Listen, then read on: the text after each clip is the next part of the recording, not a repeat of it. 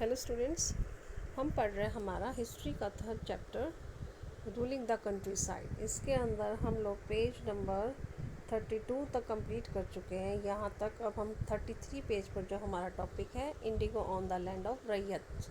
अब जो रैयत की लैंड पे जो इंडिगो किस प्रकार से उगाया जा रहा था उसके बारे में जो डिटेल है उसको अब हम इस टॉपिक के अंदर कवर करेंगे।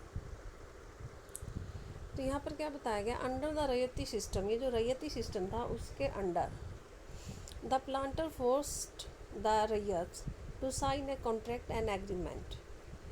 मतलब अब यहाँ पर एक कॉन्ट्रैक्ट एग्रीमेंट जो था वो किसान से प्लांटर के द्वारा साइन जो है वो करवाया जाता था। At time they persuaded the village headman to sign the contract on the behalf of the ryot. कई बार वो क्या करते थे, विलेज का जो हेडमैन होता था ना उससे साइन करवा लेते थे। किसके बिहाफ पे? रैयत के बिहाफ पे। Those who sign the contract got cash advance from the planters at low rate of interest to produce indigo. अब जो ये कॉन्ट्रैक्ट साइन करते थे तो वो एडवांस में कैश ले लेते थे प्लांटर से, ठीक है। मतलब एडवांस ले लेना कैश के तौर पे लो इंटरेस्ट के रेट पर, मतलब एक किस्म से उधार पैसा ले लेना एडवांस में, और उसका इंटरेस्ट मतलब लो होता था। और क्या उगाने के लिए? सिर्फ इंडिगो उगाने के लिए। But the loan committed the ryot to cultivating indigo on at least 25% of the area under his holding. अब ये लोन तब दिया जाता था जब उसके पास टोटल जितनी लैंड है ना उसमें से 25% एरिया पे वो कम से कम इंडिगो उगाएगा, तभी उसको ये लोन प्रोवाइड करवाया जाता था। ये कमिटमेंट उसके साथ की जाती थी। The planter provide the seed. अब प्लांटर उसे सीड प्रोवाइड करवाता था, बीज वगैरह देता था। And the drill while the cultivator prepared the soil, sowed the seed and looked after the crop. अब उसको जो भी औजार होते थे वो सब देता था, प्लांटर उसको सीड्स देता था, और कल्टीवेटर क्या करता था, जो किसान होता था क्या करता था, सॉइल को तैयार करता था, उसमें बीज बोता था, ठीक है, और अपनी क्रॉप की वो देखभाल करता था। Next page, how was Indigo produced.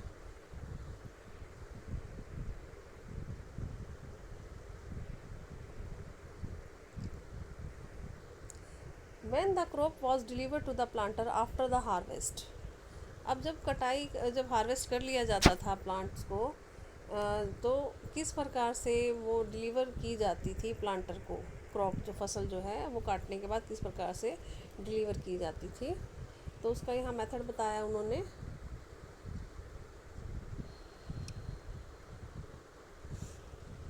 A new loan was given to the ryot. अब एक नया लोन जो है वो रैयत को देते थे उस समय वो। And the cycle started all over again, और दोबारा से फिर यही सर्कल जो है शुरू हो जाता था। Peasants who were initially tempted by the loan soon realised how harsh the system was. अब एक बार जो ये पीजेंट जो है स्टार्टिंग में शुरुआत कर देते थे इस लोन लेने की और उसमें फंस जाते थे, तो उसके बाद उनको बहुत ही जल्दी ये समझ में आ जाता था कि कितना हार्श है ये पूरा सिस्टम जिसमें कि वो फंस चुके हैं। The price they got for the Indigo they produce was very low. अब जो इंडिगो वो उगाते थे उसकी जो कीमत उनको दी जाती थी वो बहुत ही ज़्यादा कम होती थी। And the cycle of the loan never ended, और जो लोन वो लेते थे उसका जो साइकिल है, मतलब कि उसका जो चक्र है वो कभी ख़त्म ही नहीं होता था। मतलब लोन पे लोन चढ़ता रहता था उनका, और जो इंडिगो की प्राइस उनको मिलती थी वो भी कम मिलती थी। तो इस प्रकार से वो एक चक्कर में या एक साइकिल में फंस जाते थे। There were other problems too. अब दूसरी प्रॉब्लम्स भी थी यहाँ पर। The planter usually insisted that the indigo be cultivated on the best soil in which plants peasants prefer to cultivate rice.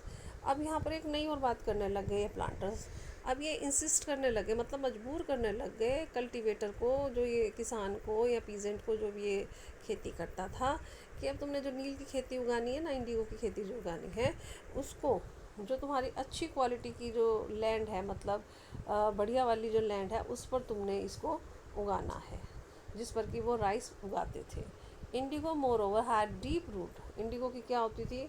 बहुत ज़्यादा घनी जड़ें नीचे डीप तक होती थी। It exhausted the soil rapidly, ये मतलब कि जो सॉइल है उसको बहुत जल्दी ख़त्म कर देती थी, इसकी जो जड़ें होती थी बंजर कर देती थी। आफ्टर एन इंडिगो हार्वेस्ट, जब एक बार इंडिगो जब उसमें बो दिया जाता था, land could not be Son with rice, वहाँ पर जो है चावल को नहीं उगाया जा सकता था। तो इस प्रकार से जो है पीजेंट्स को या किसानों को वो डेप्ट ट्रैप जो होता है ना उसमें फंसा लेते थे। नेक्स्ट है आपका topic the blue rebellion and after, जो ये ब्लू रिबिलियन जो हुई थी, आंदोलन जो हुआ था उसके बाद, अब यहाँ पे आंदोलन शुरू कर दिया लोगों ने, ठीक है। तो यहाँ पर क्या बात बताई गई है, मार्च 1859 की मार्च में thousands of ryot of Bengal refuse to grow indigo, हज़ारों की संख्या में जो बंगाल के रैयत थे उन्होंने मना कर दिया कि हम इंडिगो नहीं उगाएंगे। एज द रिबिलियन स्प्रेड, जिस तरह से ये जैसे जैसे ये आंदोलन फैला, रैयत रिफ्यूज़ टू पे रेंट टू द प्लांटर्स, जो रैयत से किसान थे जो उन्होंने मना कर दिया कि वो किसी प्रकार का जो किराया है वो प्लांटर को नहीं देंगे। एंड अटैक्ड इंडिगो फैक्ट्रीज़, और जो इंडिगो की फैक्ट्रीज थी उस पर अटैक कर दिया। Armed with sword and spear bows and arrows, वो भी जो उनके तीर भाले तलवारें जितने भी उनके पास हथियार थे उन सब के साथ उन्होंने उन फैक्ट्रीज पर अटैक करना शुरू कर दिया। Women turn up to fight with pot pan and kitchen implements, अब वुमेंस ने भी लड़ाई शुरू कर दी है। वो क्या मतलब जो भी उनका बर्तन होते थे, पोट होते थे, पैंस होते थे, किचन के जो भी इम्प्लीमेंट्स होते हैं उनसे ही वो लड़ने लग गई थी। Those who worked for the planters were specially बायकॉटेड, अब जो प्लांटर्स के लिए काम करते थे उनका लोगों ने क्या करना शुरू कर दिया, बायकॉट उनको करना शुरू कर दिया।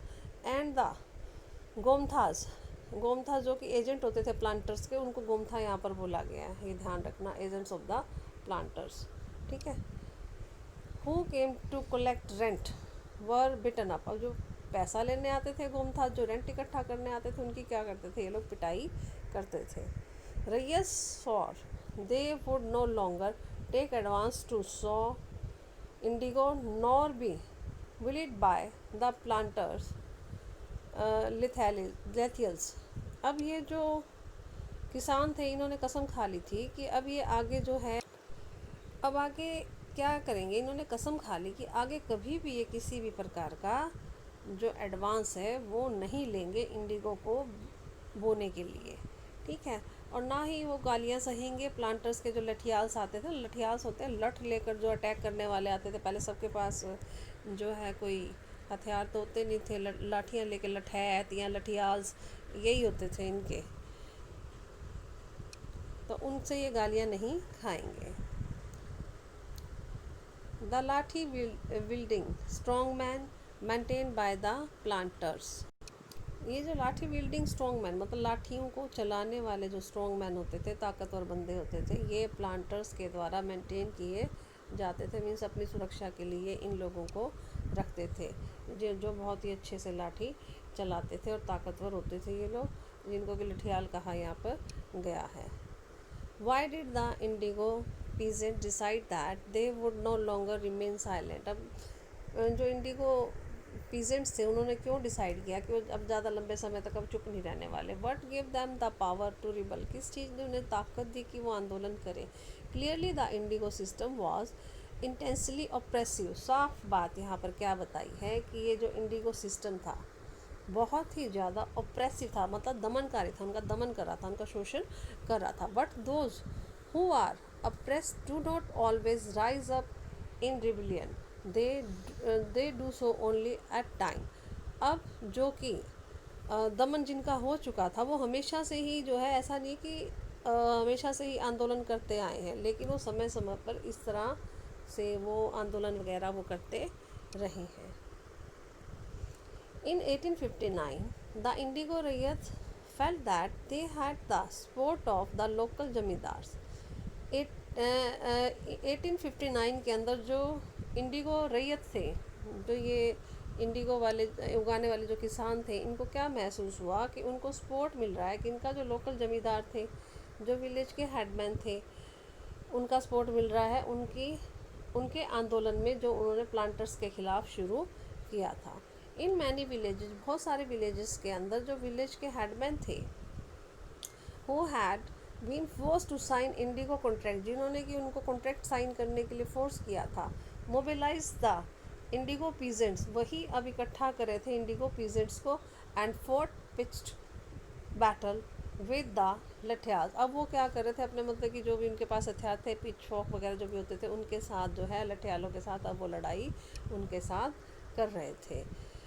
In other places even the जमींदार वेंट अराउंड विलेजेस आज the ryot to resist the planter. और कई जगह पर क्या हो रहा था कि जो जमींदार थे वो गांव के अंदर जा रहे थे, और जो रैयत थे, रैयत क्या होते हैं, किसान, बार बार मैं बता रही हूँ, उनसे क्या कह रहे थे, अर्जिंग पता उनसे क्या कह रहे थे कि वो विरोध करें प्लांटर्स का। भाई प्लांटर्स की सारी बात मानने की ज़रूरत नहीं है, उनका विरोध किया जाए। These zamindars were unhappy with the increasing power of the planters. अब ये जो जमींदार इनका हेल्प क्यों कर रहे थे, क्योंकि ये लोग नाखुश थे, क्योंकि जो पावर थी इन प्लांटर्स की वो बहुत ज़्यादा बढ़ रही थी, and angry at being forced by the planters to give them land on long lease. अब इस बात से भी गुस्सा थे क्योंकि प्लांटर्स उनको मजबूर कर रहे थे कि वो उन्हें ज़मीन जो है और ज़्यादा लंबे समय तक लीज पर प्रोवाइड करवाए, तो इस वजह से जो जमींदार थे वो उनसे गुस्सा हो रहे थे।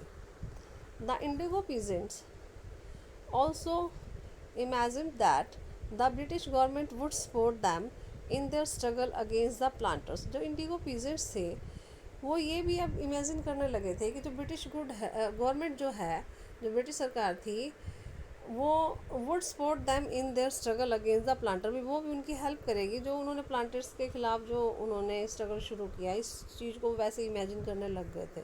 After the revolt of 1857 the British government was particularly worried about the possibility of another popular rebellion. 1857 की जो क्रांति थी उसके बाद जो ब्रिटिश गवर्नमेंट थी वो चिंतित हो चुकी थी कि भाई और भी इस प्रकार की जो पॉसिबिलिटीज़ हैं किसी प्रकार के आंदोलन होने की, तो उनके बारे में पहले ही सोचने लग गई थी। When the news spread of A simmering revolt in the indigo district, और जब ये खबर फैली कि भी इस प्रकार से रिवोल्ट की शुरुआत होने वाली है या हो रही है इंडिगो जहाँ पर उगाई जाती है जिन डिस्ट्रिक्ट्स के अंदर, the lieutenant governor turn the region in the winter of 1859। ये जो ल्यूनेंट जो गवर्नर थे उन्होंने टूर किया, जो उस समय का रीज़न था विंटर के समय में 1859 में। The ryot saw the tour as a sign of government sympathy for their plight. अब उन्होंने जो रैयत से उनको ये लगा कि भाई ये जो आया है यहाँ पे टूर करने के लिए गवर्नर, तो ये गवर्नमेंट की तरफ से आया है और ये हमारे लिए सिंपथी है, अभी हमारी दुर्दशा हो रही है, हमारे लिए एक सिंपथी लेकर आया है। लेकिन व्हेन इन बारासात, लेकिन जब बारासात जो जगह थी वहाँ पर द मैजिस्ट्रेट एशले एडन, जो एक मैजिस्ट्रेट थे एशले एडन, उन्होंने इशू किया एक नोटिस जिसके अंदर क्या लिखा कि ryot would not be compelled to accept indigo contract. भाई जो किसान हैं उन्हें कंपेल नहीं किया जाएगा, नहीं किया गया कि भाई वो जो है इंडिगो के कॉन्ट्रैक्ट को एक्सेप्ट करें, ऐसा कुछ भी नहीं है कि भाई उनको कंपेल किया गया है कि वो इसको कॉन्ट्रैक्ट को साइन करें। अब ये जो शब्द थे went around the queen Victoria, queen Victoria तब पहुँचे, उन्हें क्या डिक्लेयर कर दिया आगे कि ये जो इंडिगो नीड नॉट बी सोन, पे कोई ज़रूरत नहीं है इंडिगो को उगाने की। अब इससे क्या थी, सिचुएशन क्या होती जा रही थी, टेंस होती जा रही थी। अब ये जो एडन थे ये क्या कोशिश कर रहे थे, ट्राइंग टू प्लाकेट, प्लाकेट होता है शांति बनाए रखने की, the peasants and control on the explosive situation, भाई पीजेंट शांत बने रहे ऐसी कोशिश वो कर रहे थे, और जो ये एक्सप्लोसिव सिचुएशन उस समय हो चुकी थी उस पर कंट्रोल अपना बनाने की कोशिश कर रहे थे। लेकिन उसका जो एक्शन था was read as support for the rebellion, भाई जो भी उसने काम किया वो ऐसे उसने सपोर्ट किया किस चीज़ को, आंदोलन को। भाई लोग और ज़्यादा एग्रेसिव हो गए और उन्होंने आंदोलन की शुरुआत कर दी। एज द रिबिलियन स्प्रेड, जैसे ही ये आंदोलन फैला, इंटेलेक्चुअल फ्रॉम कलकत्ता, जो बुद्धिजीवी थे कलकत्ता के, rush to the indigo district, जहाँ पर इंडिगो उगाया जा रहा था उस डिस्ट्रिक्ट के अंदर गए। They wrote to the they wrote of the misery of the ryot, उन्होंने जो रैयत की जो लाचारी थी उसके बारे में लिखा। द ट्राइनी ऑफ द प्लांटर, और जो ये एकदम से मनमर्जियाँ कर रहे थे प्लांटर उनके बारे में लिखा। And the horror of the Indigo system, और जो हॉरर बना रखा था इंडिगो सिस्टम के उसके बारे में उन्होंने लिखना शुरू किया इन बुद्धिजीवियों ने। वरिड बाय द रिबिलियन, अब इस आंदोलन से डर कर the government brought in the military to protect the planters from assault, जो ये दंगे फसाद अब उस समय होने लग गए थे उसकी वजह से गवर्नमेंट ने मिलिट्री को बुला लिया ताकि वो प्लांटर्स को प्रोटेक्ट कर सके।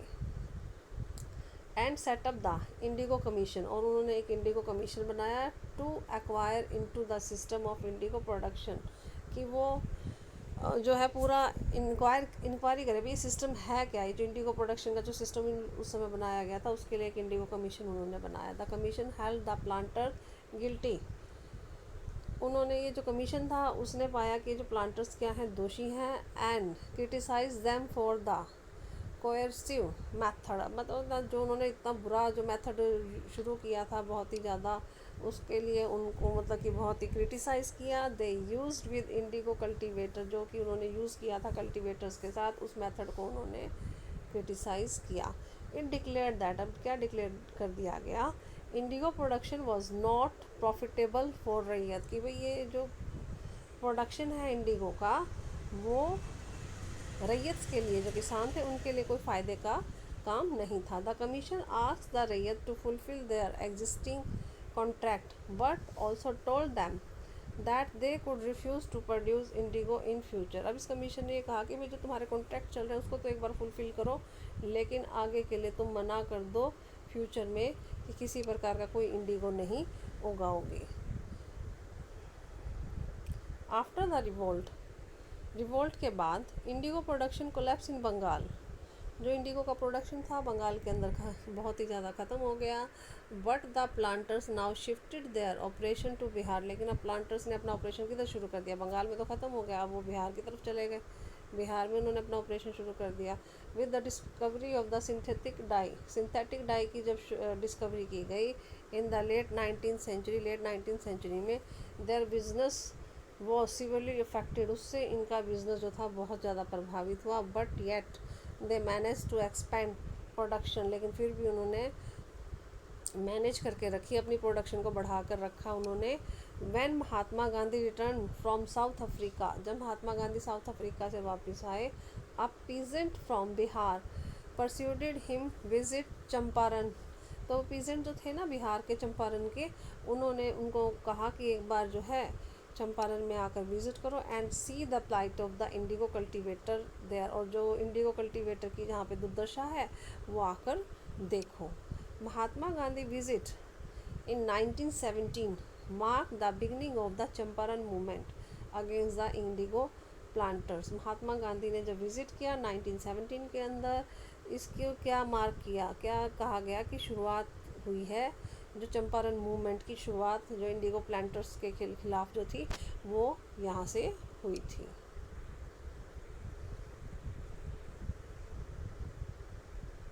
चैप्टर आपका कंप्लीट हो चुका है। अगर यहाँ तक कोई प्रॉब्लम हो तो डिस्कस कर लेना, एक्सरसाइज में भेज दूँगी आप लोगों को, और क्वेश्चन आंसर भी सेंड कर दूँगी, और कोई प्रॉब्लम है तो मुझसे डिस्कस कर लेना। Thank you.